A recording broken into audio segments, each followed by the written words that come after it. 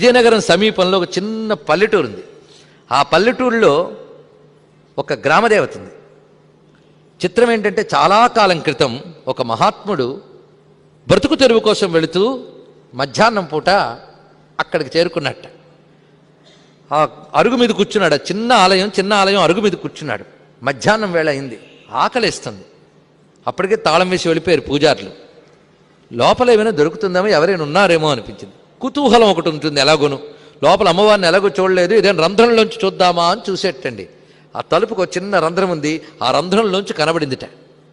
ఎంతంటే చూస్తే ఆలయం చాలా చిన్నది, కానీ లోపల ఒక విస్తారమైన సువర్ణమయమైన ప్రాంగణం. అందులో అమ్మవారు కూర్చున్నారు భోజనానికి. ఆవిడ చుట్టూ పరిజనములు భోజనానికి కూర్చున్నాయట. వీళ్ళందరికీ విస్తరలు వడ్డించబడ్డాయి.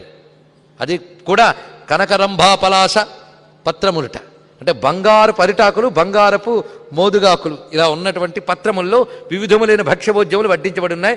అమ్మవారు ప్రముఖ స్థానంలో కూర్చొని తినబోతూ ఒక చెలికతికి చెప్పిందిరా, వాడు ఎవడో కన్నంలో చూస్తున్నాడు, వాడికి ఓ విస్తరి ఇచ్చిరా అన్నది. అదిరిపోయాడు అతడు.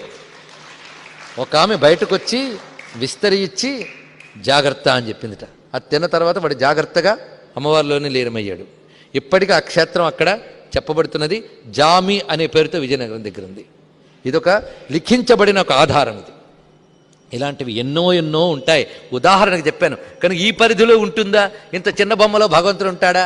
ఇక్కడ యంత్రం పెడితే ఉంటుందా? మీరు నేను ఉండలేం, కానీ దేవత ఉండగలదు అక్కడ.